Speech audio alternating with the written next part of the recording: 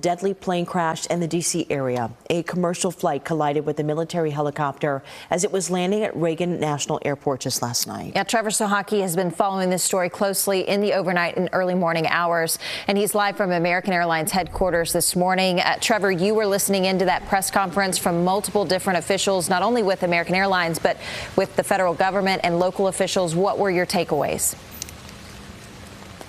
Yeah, Carmen and Madison, I think the big takeaway here is that they're still figuring out what exactly caused this crash. That's the big question on everyone's minds right now. How did this happen? And officials during this press conference said that both the plane was on a standard flight path and the helicopter was on a standard flight path.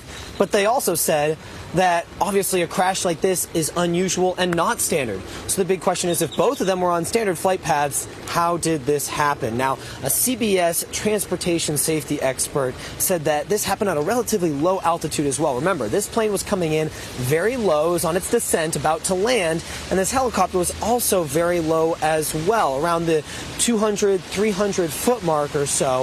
And so obviously these two objects should have seen each other. The question is, how did they not see each other? This transportation safety expert said that the pilots were probably focused on the runway, considering how close they were. So what happened in that helicopter? That's a question that during this press conference, officials were still trying to figure out and could not figure out yet.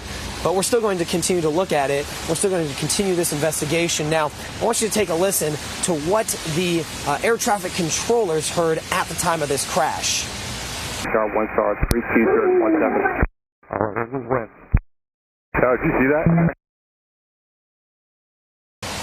Now, CBS News has also learned a dive team found what appears to be one of the plane's two data recorders, but it's unclear whether that's the cockpit voice recorder or the data center. That dive team also had some access to the plane's cabin and recovered some luggage. CBS News is reporting the helicopter is upside down in the water, but appears mostly intact. Unfortunately, the plane broke into multiple pieces that are now in about waist-deep water, and human remains and debris are washing up on the shores of the Potomac River. The water that we're operating in is about 8 feet deep.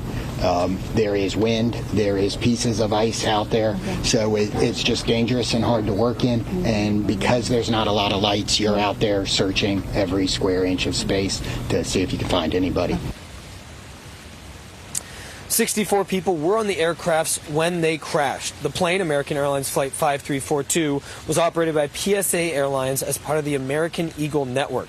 A defense official says the helicopter was an Army Black Hawk, similar to this one, on a training flight out of Virginia, and 3 soldiers were on board. And as you just mentioned, the latest numbers that we have from officials are that 28 people are now confirmed dead out of those 64 people that were on board both the helicopter and the plane.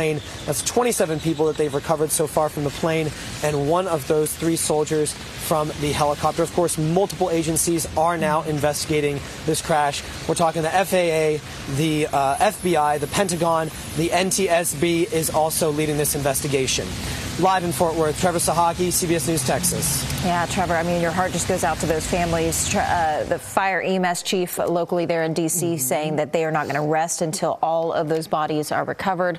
They're currently looking for almost 40 more passengers on both of those aircrafts. Yeah, we're talking about freezing conditions, too, in those waters right now, too. So it's going to make recovery efforts a little bit tough for those search crews. But again, they are not going to stop until they find and recover every single person. So we'll continue to follow this breaking news all morning long for you. Remember,